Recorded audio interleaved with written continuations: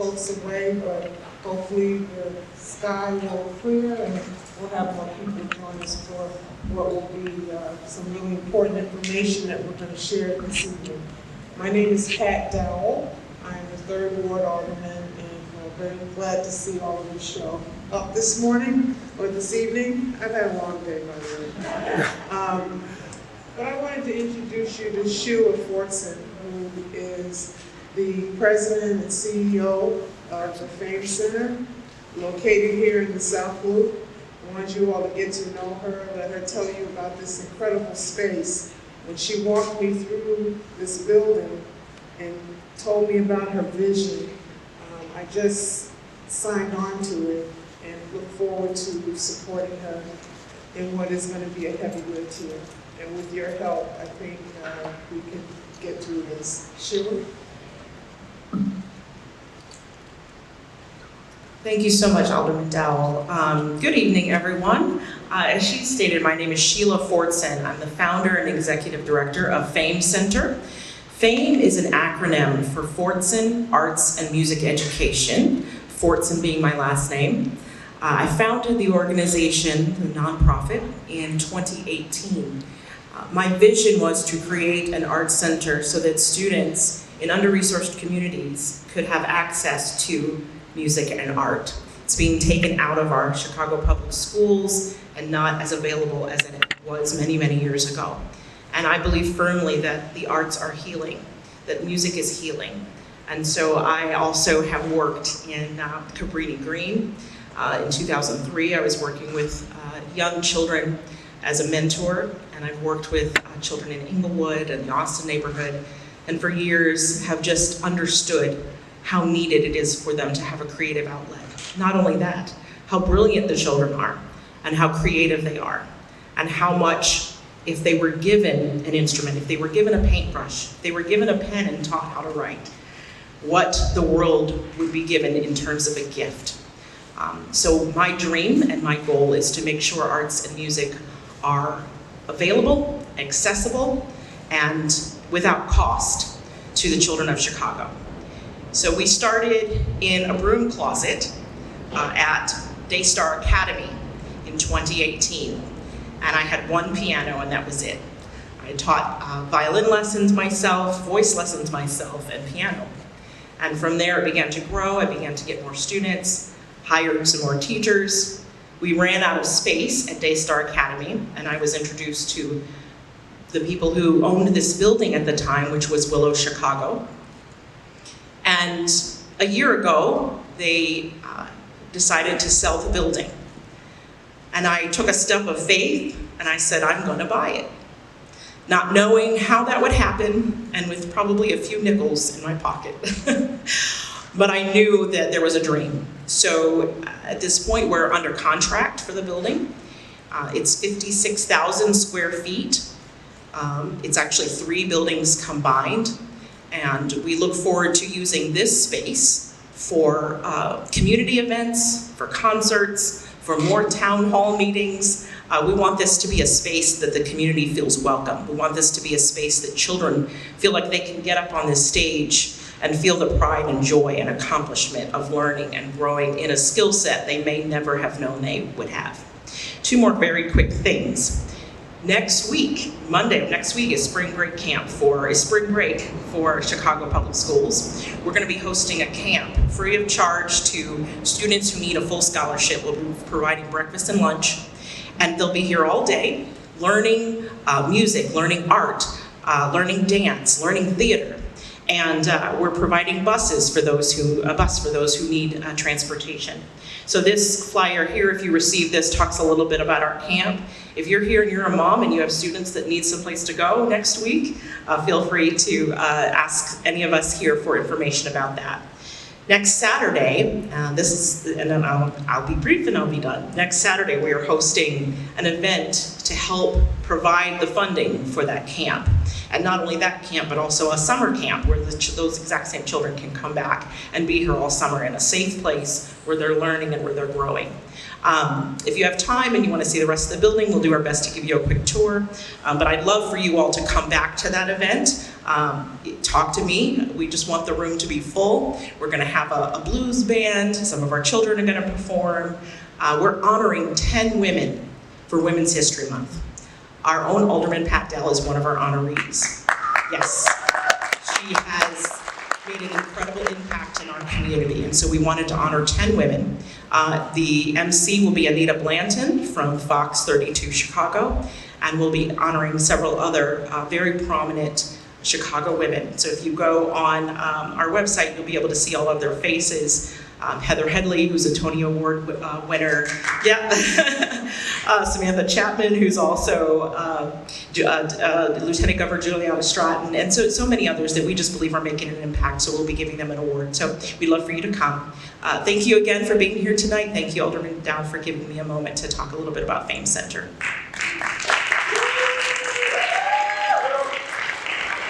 Thank you, Sheila. Thank you for allowing us to use this space, and to her team here. Thank you all so much for what you do and for making this meeting special tonight.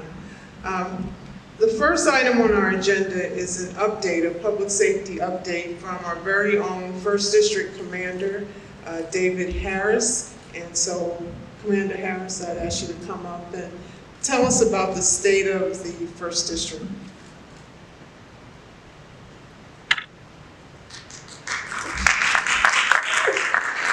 Thank you, Alderman Dowell.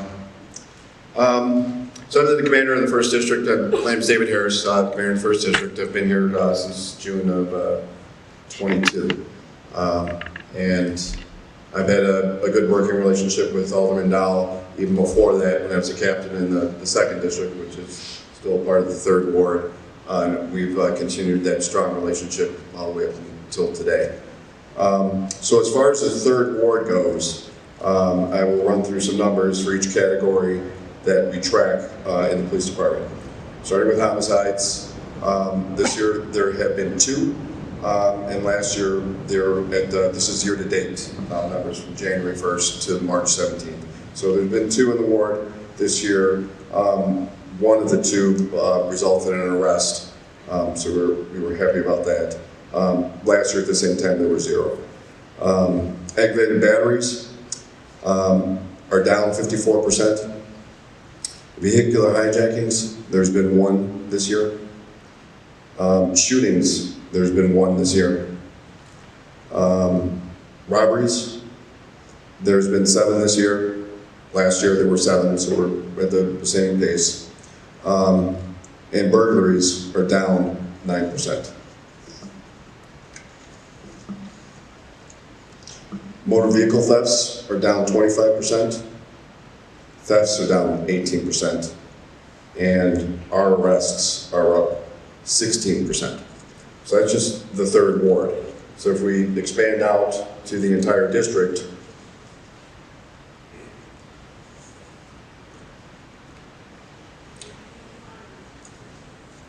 so the entire district from the north end is the Chicago River.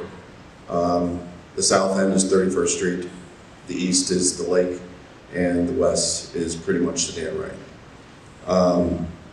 Murders are down 25%.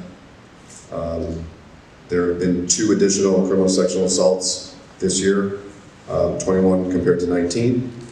There have been 2 additional robberies this year, 62 compared to 60. Aggravated batteries are down 39%. Our burglaries, unfortunately, are up 12%. Thefts as a whole are up 10%. Our motor vehicle thefts are down 36%. And our shooting incidents are flat. There's been 4 this year and 4 last year. And there have been 3 total vehicular hijackings. Overall crime is down 13% in the 1st District. Compared to last year, it's down 9% compared to 2023 and down 14% compared to 2022. Another thing that we have going on is that we got with all of our partners, residents, stakeholders, and went over our district strategic plan. Basically, we talked to people and said, what should we be working on in 2025? So the consensus was that robberies in our 10 sector which is IDB Wells to the south, the lake to the east, Clark Street to the west, and the river to the north. There have been 23 robberies, one up compared to last year. So we still got a little bit more work to do. The other area of focus were vice complaints. Basically, this is quality of life issues on the public way. And that's a district-wide thing. And those are down 26%. And the third area of focus were motor vehicle thefts, particularly on Beat 123, which is IDB Wells to Roosevelt, the river to the west, Michigan Avenue to the east, and year to date, those are down 48%. So we track those quarterly. We still got a couple more weeks. The quarter, I believe, ends end of the month. And you know, we're at a good pace for what we're doing in the First District. The men and women in the First District work extremely hard, and those numbers show that. The biggest thing I always say, you know, it's fighting crime is relatively easy. Our biggest challenge is fighting the perception of crime. Chicago gets a bad rap of being one of the most violent cities in the country. It's the farthest thing from it. It's a very safe city. It's a very prosperous city, and people should be happy and excited to come downtown in particular to enjoy all the sights, and I'll stand by that all the time.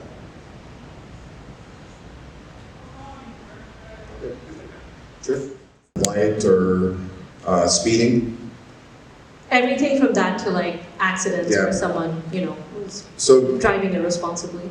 yes, I don't have that information at hand, but of course we do track all that. It's more in actually.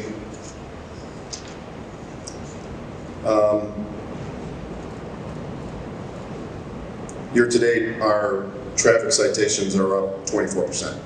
So we've written over 12,000 tickets. Thank So if you. that helps you. Any other questions for our First District member? Thank you. Good night.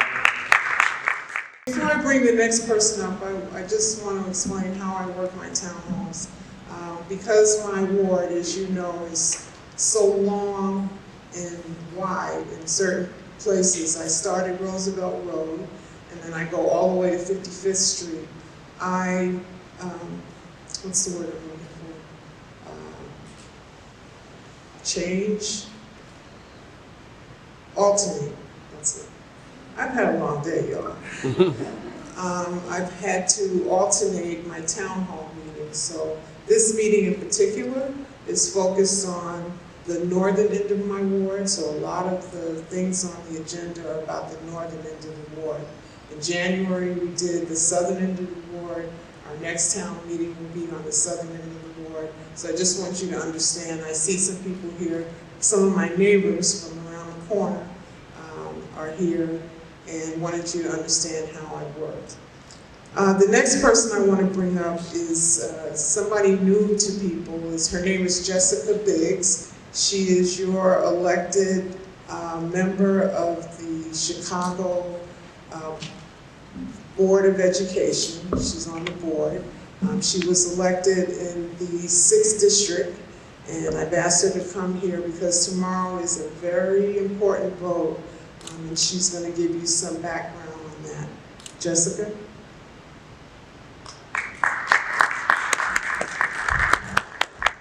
Thank you, Alderman. Good evening. My name is Jessica Biggs, and I am proud to represent probably most of you, if not all of you, as your elected representative on our school board. The 6th school board district, actually the school board district maps don't match any other legislative map that we have. However, the 6th district primarily overlaps with the 3rd ward. I represent the southern portion of it, which really starts about at Randolph Street and then runs largely along 3rd ward boundaries, but then extends south to 76th Street.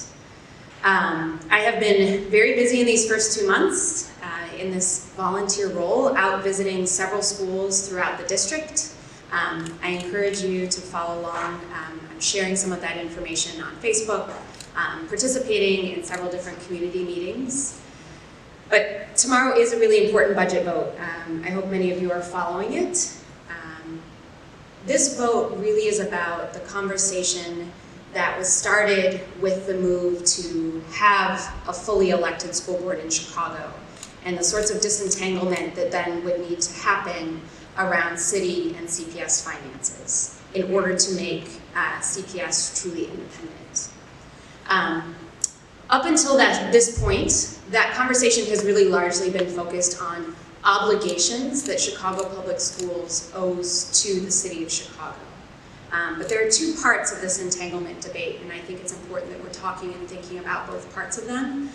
Both the obligations, like this municipal employee benefit fund that we're making a vote on tomorrow, that non-teaching CPS employees are a part of, but also revenue sources, right?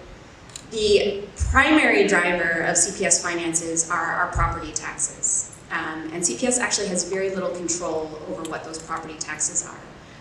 We have a small portion of the levy that we can choose to raise each year that is either 5% or the rate of inflation, whichever is less. And that's really our only mechanism that we have control over in terms of raising revenue. We know that TIFs are really important for development across our city. They also do scrape some of that property tax revenue away. And so that's a part of the disentanglement conversation that I'm eager to get into as well. Of course, also having conversations in Springfield around what levies the Board of Education ought to own, so that as elected members, we are making decisions around those levies as well as obligations that we have. So tomorrow's vote is a vote to choose to make a reimbursement to the City of Chicago for a pension payment that they have made to the Municipal Employee Annuity Benefit Fund, or the MEABF fund. It does require a 2/3 majority to pass. CPS is in a position right now where, given the amount of TIF surplus that the city provided it, we have a total of $139 million in revenue to disperse over the course of the remainder of the school year. We, of course, are hopefully getting to the end of negotiations with the Chicago Teachers Union, and we have that collective bargaining agreement to ratify and pay for. And then we have this $175 million reimbursement.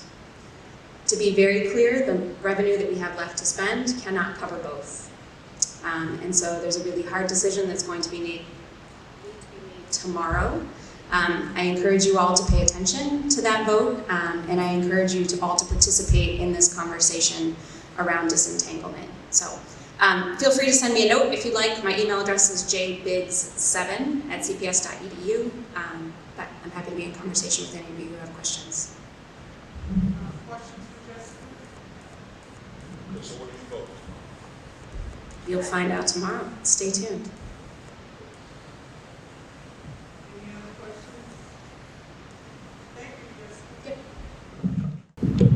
The next item on our agenda is a presentation from Scott Greenberg, who is the owner of property on Wabash between 25th and 26th Street. On the west side of the street, there's a large vacant lot that used to be a trucking facility, I believe. It is now vacant, and he has come forward with a presentation, and we'll take questions at the end. Scott. A chance to speak to the community. I want to begin by also saying this space is awesome. Sheila, it's incredible. I'm a guy who's been developing real estate in the Chicagoland area for 30 or 40 years, from hospitality to residential. I own and operate a lot of different properties. In fact, catty corner to this property, I own a place called Smash Virtual, which is a TV and production studio. So I've been operating here for some time in the 3rd Ward and bringing celebrities and other film and TV projects to this ward. And I'm excited to talk about this project today. And along the way, in developing some of these ideas, and I'll point to some of them in particular, I've gotten some very helpful guidance from the Alderman, which I think helps shape some of the very best ideas of this presentation. So I want to also begin by saying we've assembled really an incredible team to do what is a cutting edge but very small and boutique data center. The individuals up here, we've got Gensler Architect, which is the world's largest architectural firm. We have Siska Hennessy is here, and somebody from Siska, and they have like 700 employees. They're a global company, and they specifically focus on data centers. Also, we have Power Construction that is, and Matt O'Hare is going to speak for a moment. He's their construction firm has been in Chicago not for 100 years, they've been here 99 years. And so next year they'll be celebrating their 100th anniversary. So I have some fantastic people. I also want to point to 2 other people. If Tara is doing the engineering, but I want to specifically focus on 2 other consultants that we have on our team. One is Cullerton and Calumet, and the other is CPP. Now, these are very important people, and I'll explain why. And we've developed reports from them, and I'm going to share some of that information. The reason they're so important is because they're going to help me ensure that I can be a good neighbor. You say, how's that possible? So I want to make sure that people actually don't even hear anything coming off this site. So the noise study that we've completed was done by Cullerton Tomasetti, and they've guided some of our engineering choices to make sure that off-site nobody can perceive any sound that's happening on the site. And secondly, I've got on board CPP, and they're going to be involved for the whole project in our engineering phase. And what they're here for is to make sure that there are no emissions that would cause a problem for the community from anything that comes out of the backup generators that we have. So we have really the best of the best team that we put together. So the site, as you can see from this chart, is located right next to the highway, as the Alderman mentioned. And it's bounded on one side by Wabash, and next to the site by the train that's coming by here, the CTA line, and then there's another vacant piece, so State Street is between us, and the highway's on one side, and then there's 2 smaller residential buildings to the south of us, and then there's a number of car lots further south of there. So this is just a blow-up of the site. So you can see we're right on 25th, which bounds onto the on-ramp for the highway. There's Wabash. Across the street from us is a restaurant, also some industrial space, and also there is to the east of us, and there's a cloud kitchen, and then to the south of us, you see there's 2 small residential buildings, and so we'll get into that. And across the way, there's some vacant ground that's been vacant. The vacant site that we have, while it was a truck site, it hasn't had any structure on it for nearly 50 years. So it's been a long time without anything. And then across the way, there's another industrial site. So here's what is there today. So this is sort of an aerial view. To the left of it, you see there's a building that was, maybe it's a 100-year-old industrial building. And it's kind of a charming, kind of amazing building. It sort of represents some beautiful architecture from the past of it. And then behind it, there's like a garage that we're actually going to be removing that garage and using it for parking. And you can see this building has been itself vacant for probably, 5 or 6 years. It's been underutilized probably for a long time. So I don't know if you're going to be able to see all these numbers here, but I did have this approved for, you heard about an esports stadium during COVID. And I had an agreement with a California company who was in the game industry when during COVID people were going to stadiums, and they were interested in trying to use a facility in Chicago, and this seemed to set up right. Well, it didn't happen, but I'll point out that, let's see if this is working. So here you can see we were in both cases we were using the existing building, but the building next to it we had envisioned before was kind of a flamboyant and big building. It was going to have hundreds of people coming to the building. It was larger than the building we're building now, and so now this is a much smaller project, and it's not going to have the glitz and glamour, but it's actually going to be a fairly, it takes on a very a neighborhood kind. We'll get into that, some of the design that we have of it, sort of something that's fitting for the area and also scale for the area. And I'll point out some of the numbers you can see. So the site was approved in the prior PD for, I think the number is up, there's 108,000 square feet. We're only going to have on the site eventually 76,000 square feet, and 18,000 of that is the existing building. And before, the building was going to be, in height, was going to be 62 feet. Now the building's going to be 52 feet, so it's 10 feet less. The screen height is going to be the same screen height as the prior building, but overall it's a smaller building. So I would say, as far as the prior PD, the data center actually, the original approval for that allows for a data center to be on this site. But the exterior is very, very different than we imagined for this flamboyant and place that was going to have hundreds and hundreds of people coming there a month.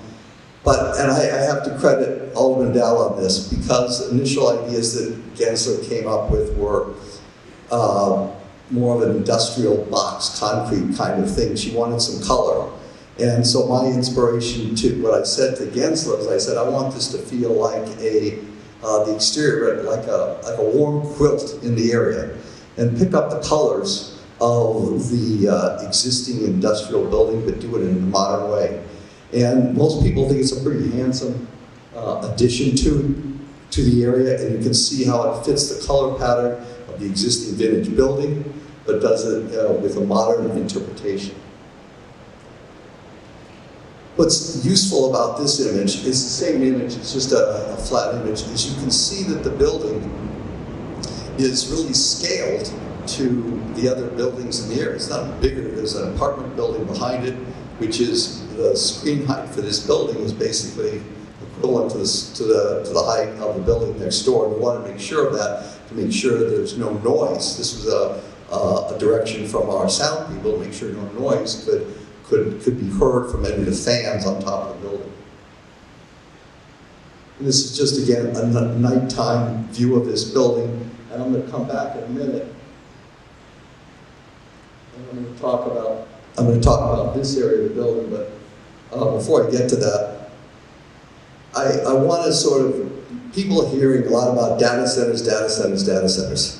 And there's a lot of different things in data centers. In Chicago, as you may know, is probably the Chicagoland area in total is the fourth largest market for data centers. And probably 95% of those data centers are in the suburbs of Chicago, because they're big things. They tend to be very big things. And you can see from this chart here, you can see these are big names. So this data center, Microsoft is behind it, 260 megawatts, or Meta, Facebook, 109 megawatt sites, that's in Chicago. 350 Cermak, which is a large data center in Alderman District's ward. That was a data center that was originally was built. It was created 25 years ago. It was a redevelopment of the R.H. Donnelly Publishing Building, the historic building. And so and it's known as one of the world's most famous data centers because it's one of the most connected data centers in the world, which makes it a very important hub for information to flow. But it's a very large building. It's 1.1 million square feet. And just to give you a little interesting fact, the average power to each rack is like 4 kilowatts per rack, which seems like a lot of power, but in the data center we're building, each rack is going to probably support 100 kilowatts. So we actually have a lot of computing power in a very, very small box. But you can see the new data centers are the ones under development. Here's one for 420 megawatts, 360 megawatts, 300 megawatts. Stream is 130. You can see these are all in the suburbs. There's QTS is I guess recently got approved 42 megawatts. So what I'm talking about here is only a 10 to 11 megawatt facility. It's kind of a shrimp. It's like an amoeba size, but it's a boutique building. We'll talk a little more of that. Where most of the suburban facilities are 50 to 420 megawatts just here in Chicago. And let me just give you another comparison to sort of get a sense. Based upon their past history of powering the feeds that they've already planned for this building, they don't expect, in the last 10 years, they've said to us there's no need, that we don't expect your generators ever to go on because of outage from ComEd. They're so reliable, they're up and running. So the only time they'd be on it is just for maintenance purposes. But what's interesting is you compare that to even mid-sized or smaller data centers could easily have 100 to 250 backup generators. So you can see the magnitude is like no comparison. So your question is, why do you need such a small data center? Everything has to be big. You hear about billions and billions, everybody going to these data centers. Well, there's other uses for data centers other than Facebook and Microsoft and Google and on and on. There's a lot of other uses. Most of these big ones, by the way, are rented by the big, what they're called hyperscalers, these giant global companies that you hear about. This won't be. So there is utilization for this kind of facility, what is known as a, well, it's a niche, but it's also something we know as an edge data center. So there's some AI uses that need to be very close to where people actually use these facilities, so the time lag is so small between where processing is done and where people are using it. But there's a lot of other uses that are interested in smaller data centers rather than these big things. And frankly, the smaller uses are not even welcome. If you talk to one of these big, giant facilities, they say, I got 2 or 3 racks of computers, they don't even want to talk to you. It's like, well, we're not interested. So there's like, it's like the difference between a little restaurant and, you know, a huge cafeteria. It's completely different. This is a boutique kind of thing. And so it'll be rented by, you know, research institutions in the area, even small AI companies that are setting up 1 or 2 racks, financial services people that are looking for cybersecurity and also for just checking on banks and the financial, just making sure that integrity of financial transactions. We expect that to be a significant user. Biotech and pharmaceutical, as you know, Chicago is known for that. And finally, media and entertainment companies. We even in our studio have a use for probably a couple of racks where we're going to put into the facility for rendering animations. And finally, even government uses have a need for small facilities because they can be more secure and control them more than they can in some mammoth data center. So there's a role for this small version versus it's something completely different. I just wanted to impress everybody on that. So again, I have to credit Alderman Dowell on this. She said to me, Scott, it would be nice if there was a coffee shop in the area. And I thought to myself, you know, I've got the studio catty-corner to this, and we have people all the time, and the complaint is, I wish there was a coffee shop that we could walk to. I said, you know what, that's a good idea. So what I did is we carved out of the space 1,500 square feet, where we'll build out at our expense everything you need for a coffee shop, recognizing that the viability of a coffee shop in this area, because there's frankly not that many people that would walk to it. There's not a lot of people that live around there, honestly, and there's a few businesses, so it would be hard for a coffee shop here to be otherwise viable. So to make sure it's viable, we're going to build it out, and we're going to rent it for just the cost of real estate taxes and camp, no rent, and to make it easy for a small operator to come in and open up a coffee shop. It'll be good for our studio, I think it'll be good for the area, the people that are going to walk to this. It's really, I think, a nice addition to the neighborhood that is right now, there's no place to walk to. So this is just a layout to show you how the whole thing works.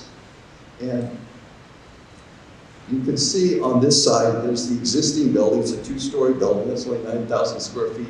This is our main parking lot. We'll be back here, 16 parking spaces. And really, we'll only have 16 to 20 employees here total. That's all there'll be. So there's not a lot of employees coming. However, periodically, maybe once a month, there'll be a meeting. We want to have space in case other AI companies that rent to other companies can come in and do a little conference and a meeting there. So we have some overflow parking of another 22 spaces that are next to the L tracks.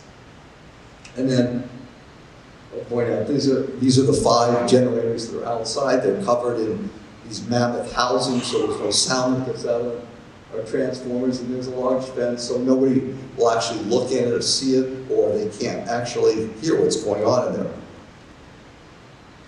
So I'm going to just not share the whole thing with you. I'm going to share just a few pieces of Thomas Dorsetti's report. And remember, as I said, they're the experts we're hiring to make sure we comply with city and state law, and making sure that we're conform to good neighbor policy, which means in this case, nobody hears what's going on in there. So it's all the sound isolation that we work with. But I have to take 1 second of your time and just give you a little bit of the people who are from Fame know a lot about decibels, because we have a big event in here, it's all filled with people. You could have, if it's loud, it could be 100 decibels, but sound is sound pressure and is measured in decibels. So even sound pressure is what you hear. So the measurement for that is dB. So as we get into it, 50 to 60 dB is what is considered the sound if you walk in a residential area here in Chicago. The outdoor sites, there's sound there. Even if there's nothing going on, that's 50 dB. And even conversation at home, that's 50 dB. Or like, even you don't think about your refrigerator, that's 50 dB. You may not perceive it, but there's sound there. And so that's in the range that things are operating at. When you get to 60, 70 dB, that's what you hear when you're inside a restaurant. That's all the music and the conversation level. That's 60 dB, 60 to 70 dB. And 70 to 80 dB is TV, radio, everything playing. That's those loud amounts of sound. So now what our sound consultants did is they said, okay, based upon how much sound you're producing, make sure the sound doesn't emit past the property line. So this is our building right here, and these blue arrows represent the cooling equipment that's on the roof, and fans that are on. So there's fans moving, so that's what emits sound most of the time. So there's various kinds of ways we can strain the sound in the unit, but then we also have screens around them to make sure sound doesn't get out with sound baffling around it. So on the left here is a legend on dealing with sound. So as you can see at this level at 85, 80 dB, 75, you get these colors are these high levels of sound. So that's that. You can hear it. The good is like the green and this light green and even yellow. That's good because you're below, here is 55 dB, it's obviously somewhere between 50 and 55 dB. What that he's showing here is a visualization of, assuming everything is turned on, how much sound would you hear at the property line? How much does it flow out to the other areas? So just to get, without getting into the whole thing, and he's obviously measured what the sound would be. These are the two residential buildings, and these are the property lines. But you can see everything around the building is in this deep green color. So we say we're like under 35 dB, which, as I said, you start hearing things probably perceptible, maybe 55 dB.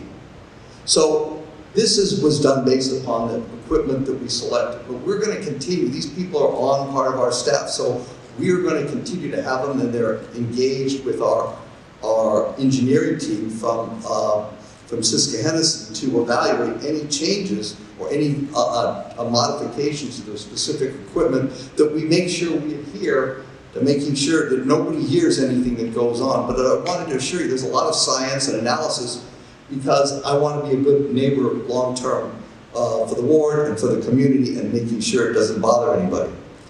But I have to share this. This is another piece of information. So I told you we have 5 generators that are on the outside of the building.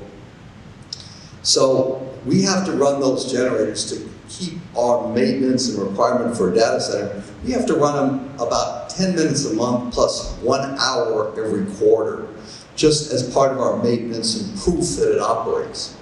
So this is a very short amount of time they actually operate. And we can choose when we can operate it, like we could operate them at, say, Wednesday or Thursday afternoon at 4 or 5 o'clock. But when these are operating, this assumes, wait. Have I talked too much? Okay, all right, so let me go through here. All right, so basically, this sums up saying that the only place you can hear is inside the fence. Once you get outside the fence, even that 55 dB, it doesn't affect any of the residential, and it only sort of bleeds into the highway. And I'll go through this quickly, because there's been a time we did also an analysis of the air emissions from the data center. And I want to point out the air emissions only come from these generators, which we know will only be operated for maintenance purposes. They're located also on the most north side of the building, the furthest from the residential. So again, I don't want to get into the whole thing, but this chart sums up some things. The emissions in the area on the highway, this bar represents the air emissions pollutants that come from I-55. The generators produce 20 times less than either the emissions coming from the cars on State Street in this area or on 26th Street. So it's a tiny amount of emissions coming off relative to everything else. This is a very, very tiny amount. There's other statistics I can give you, but I don't take any more time. This chart is really here because this is showing sort of the wind patterns. So to the extent there is any emissions, wind patterns, it blows any emissions over the highway and away from residents. So it blows in wind blows in a northerly direction, so even if anything that does come out, they're on the northern side of the site, it doesn't blow in their direction. So it will never, it'll never come in contact with the little emissions that come out here. And so that wraps up mine, but I want to take another minute or two and have Power Construction, who's our contractor, talk a little bit about how they go about building in here, if that's okay. Thank you, Scott. So my name is Matthew O'Hare. I'm Managing Director of our Data Structures Group for Power Construction. We've been honored to be selected to be the general contractor for the build. As Scott had said, we're a 99-year-old company, primarily a Chicagoland-based builder. may have seen over the years tower cranes up in the city building high rises that have power construction. That would be us. But the main thing that I want to get into here is we're going to be your neighbors for the next 18 months on this project. And when I say neighbors, think of like a dorm room and we're sharing it and there's a communal bathroom. That's how tight of a neighbor we're going to be. But we want to make sure that we stay communicative with you as a community to let you know what's going on within the environment. So we're working with Alderman Dowell's staff to actually provide strategic updates to the community via their Facebook page. So for example, when we have major equipment deliveries and we have 25th Street shut down, we're going to send the posts out via Facebook to let you folks know when we're going to be shutting it down, when it's going to be opened back up again. We'll have a lot of coordination also with ComEd. You'll probably see ComEd's trucks roaming around the area over the next time frame as well. And then we also have coordination with the CTA, obviously, because their tracks are right next to us. So because we're within distance limitations of those tracks, we'll have flaggers up on the tracks during times of heavy crane operations for wall building and so forth.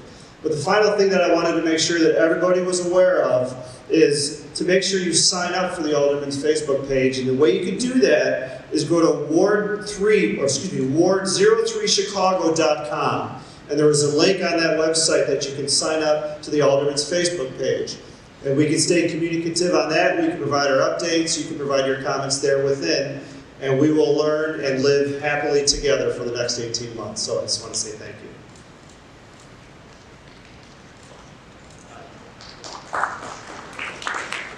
The Plan Commission, and so he has the authority to put this up with the approval of the Department of Public Health, who has to review the emissions testing and the air quality and the sound studies that have been done. So we should know more about this hopefully soon. CDPH is a little slow, but that would be the next step. I'd like to stop here and take questions from anyone. Yes, Jamie. Total cost of the project?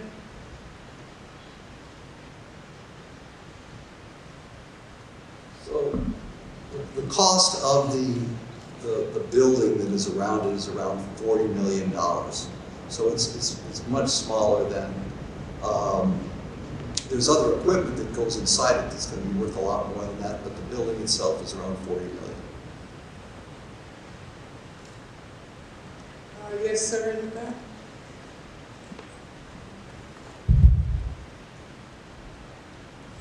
Yes, you may have mentioned this, but I can't recall exactly. Did you have to change the zoning at all to put this building up in a residential area?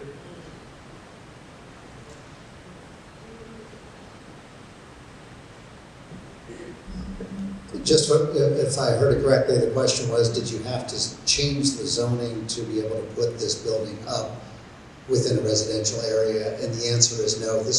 The data center itself was approved as a permitted use when Scott got his zoning several years ago, when he was going to go forth with the EA Sports Stadium. But as Alderman Dowell mentioned, it does have to go through a process with Chicago Department of Public Health to review the noise studies and the air quality studies. I'll also add that the area around it is not all zoned residential. There's manufacturing zoning, there's commercial zoning, there's a highway, and so forth. I have a question, but I can just speak about it. I'm curious if you have an estimation on how many jobs will be in the building permanent. An estimation on the construction jobs or the permanent jobs? Permanent jobs after construction. Scott, I thought you said 16 jobs? 16. After construction, we have 15 to 20 full-time people working there. Thank you. Where's the?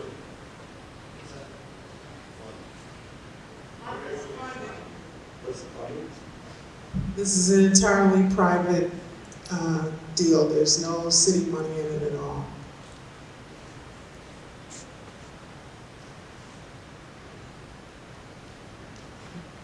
Any other questions on this one? Y'all are quiet. Speeding and traffic at around Cullerton and 21st Street. And so I asked the Department of thank you, you guys leaving? Thank you. I asked the Department of Transportation to look at the area and to come up with some alternatives, and that's going to be presented tonight. And then at the end of this, Mark Quinn, if you would be willing to come forward as the newly appointed person from District 2. I know this is not your district, but I would like people to know who you are, and if you could say a few words.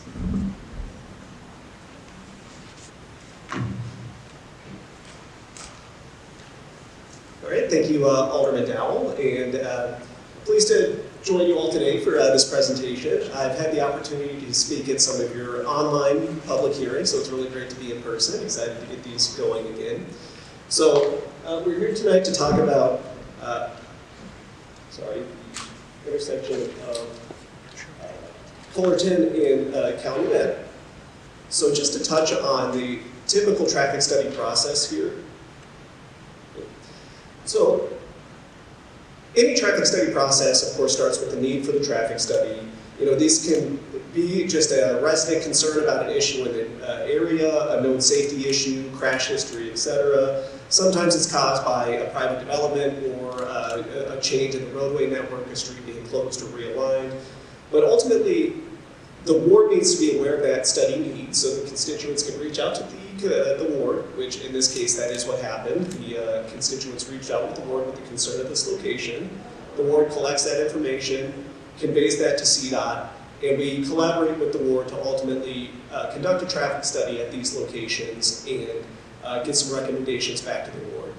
So we're going to get into this tonight, but the location in question is a residential neighborhood, and it's what we consider local streets. So you can imagine that State Street here in front of this building is not the same type of street as Calumet or Cullerton. So that kind of is the context that we take as we go into this traffic study for these residential streets or this local street intersection. So I have with me, I guess if I skip the introduction, I'm Carl Schwarzer. I'm Assistant Chief Traffic Engineer for the City of Chicago. And with me tonight is Andrew Herlihy, who is a traffic engineer on my team that focuses on these neighborhood traffic calming devices. So I'm going to turn it over to him to just preview a few of the types of devices we talk about for this type of neighborhood, and then get into the recommendations we have for this intersection. So I'll go ahead. Hey, thank you, Carl, and thanks for having me tonight. I'll try to keep it brief, as I know some of us have on things. So for residential traffic calming, whenever there's a request that comes in that's on a residential local street, sometimes it'll get a good amount of time will get sent to me for me to evaluate and analyze to see what CDOT would want to place there and what treatments we want to use. Three of CDOT's most commonly used go-tos are speed humps, traffic circles, and detached bump outs. And what these all have in common is that they're fairly quick to implement, and also they have minimal impact on the surrounding infrastructure. So, getting into it with speed humps, I think these are one of the quickest and most cost-effective options for a residential neighborhood, and they can be quickly deployed, and they can be deployed in mass on multiple streets all at once, just to address major concerns with speeding. And one of the main things is that they can reduce traffic speed by the geometry themselves. They need the enforcement from officers sitting on the sidelines, like giving people tickets, having active enforcement. It's just there all day, every day, all night, making sure people are obeying traffic laws and speeds. It also discourages cut-through traffic, so keep cars from routinely using those side streets as frequently when they know they're filled with speed humps. Next up is the attached bump outs, and these have some other benefits to them. I think that they're one of my favorites, actually, just because they offer so many good benefits for pedestrians as well. So They help shorten the crossing distance for pedestrians, so they spend less time in the intersection. And also improve sign visibility, so we'll pull out signs from the parkway and actually pull them into the street so they're easier for motorists to see them. And also can prevent cars from parking and standing in those corner clearance areas that if there's a car parked there, it'll block line of sight for pedestrians approaching the corner. And there's also a minimal impact on drainage, which can be a big thing for holding up projects because they'll have to go through more extensive reviews and cycles just to make sure everything is accounted for with the drainage impacts. They just pop right into the curb line and there's no further evaluation from the impact. And then I wanted to also touch base on traffic circles. These, I don't think we're going to be going with these at this intersection, but I think they're important in that they're another viable tool for CDOT to approach intersections in residential areas because they also, I believe mixing and matching these increases their impact really. So traffic circles in general, they can help increase stop compliance and allow for cars to, as they see the intersection is separate the road, they will slow down as they approach the intersection, and also because it narrows the travel lane around the traffic circle, forces them to slow down as they travel around it. They also, similar to like speed bumps, they deter cut-through traffic. But for this intersection in particular, it's what we call a T intersection. There's only 3 legs meeting at one point. In this case, it wouldn't be viable just because it would narrow down the easternmost travel lane a bit too much for this intersection. Yeah, so for the request in general, it is at Cullerton and Calumet. And the request mainly came from reports of poor stop compliance, pedestrian safety, and I believe there was resident reports of crash at the intersection itself as well. So once we got the request, we evaluated it and we sent out some recommendations, including 4 detached bump outs and 1 speed bump on each approach from the west and from the south of the intersection, as the north leg has 2 speed bumps already. Here's exactly what we sent to the board for them to consider, and then I wanted to show it to you here today as well, just so you can see kind of what the process looks like and what our concepts look like when we share them with the boards for their evaluation. In this case in particular, we recommended 1 bump out on each north and south traveling, because I could get into really nitty-gritty, but I believe the right-hand approach is always the best place for these because that's where the most valuable signage is located and helps bring it into the street and blocks those important point of clearance areas. And on the west leg, we recommended 2 on the approach because there are both 2 stop signs, and also cars could on the left-hand side when they're turning left, and it could be dangerous for pedestrians if they're hugging that without any line of sight if the car's parked there. There's also the speed humps. It's kind of blown out, but just recommending 1 on the left leg and 1 on the south leg, west leg, and 1 on the south leg. And these are just approximate locations. Once it actually gets authorized and sent to me, I can have it surveyed and we'll verify exact locations for where we want to place them. And then, yeah, hopefully short and sweet. Any questions on these traffic calming points?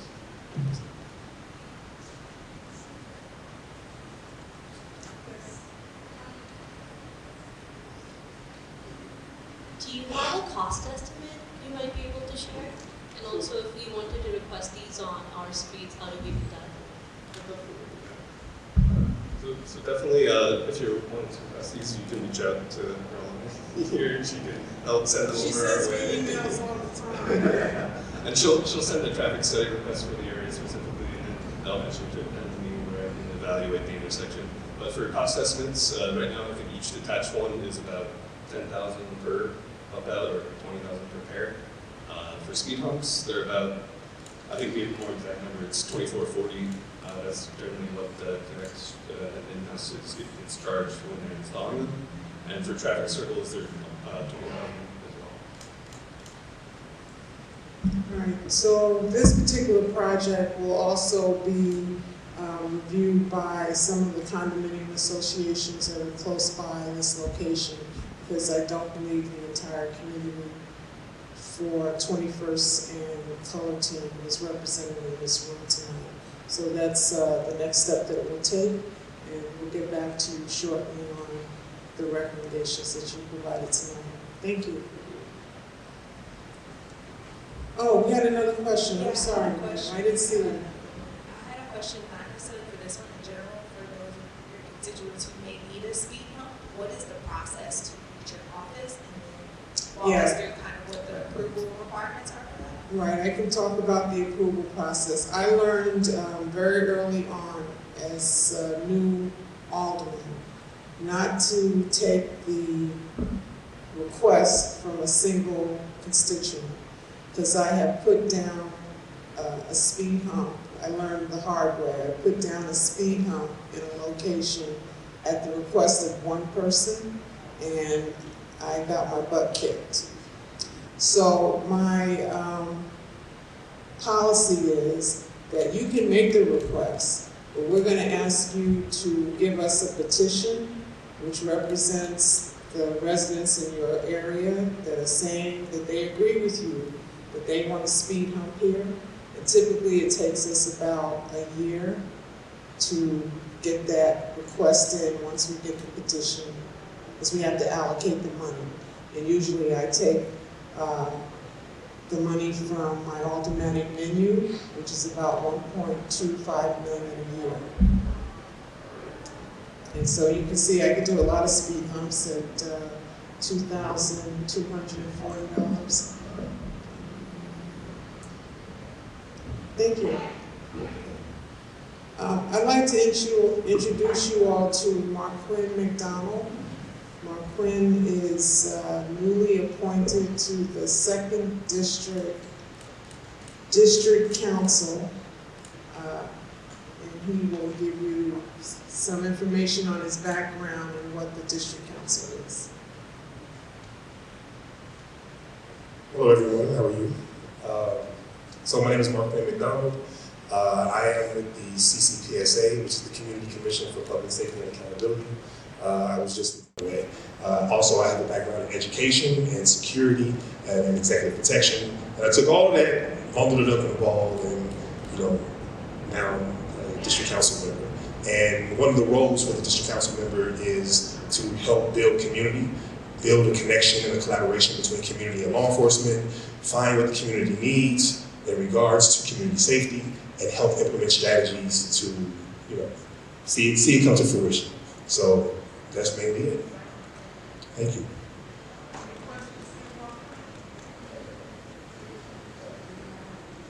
Thank you, because I'm nervous. No, it's my first time. Okay. A couple of years ago, you guys were offering a program from the city for roofs and back porches. And I had put in a request for that. In the last couple of years, there's been no activity and no public mention about what happened to that program. Is that still on the agenda, or have they just pretty much? No, that program is still on the books. That program is very popular, and unfortunately, a lot of people apply for it, and they do a lottery. I know that some more money was placed in it, and if you have not heard back from the Department of Planning, or I think it's out of the Department of Housing, I can follow up on that, because they should have at least given you a response, whether it was up or down. And if you didn't get one, I need to see if you are on their waiting list for this upcoming round, which I believe, Brian, we sent something out about that. What date was it?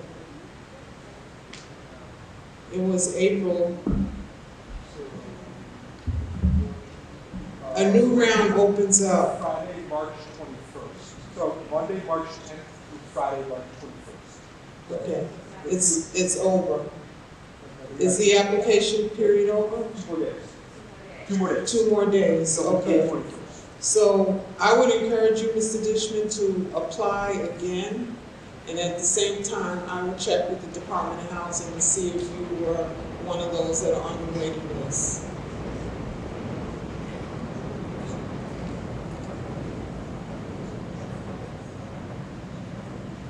All right, y'all. We have come to the end of the meeting. I want to thank you all for coming out. I understand that it's supposed to snow, but I have to see it to believe it. But I thank you for braving the rain. And thank you very much. I'll see you at the next town hall meeting. Good night. God bless.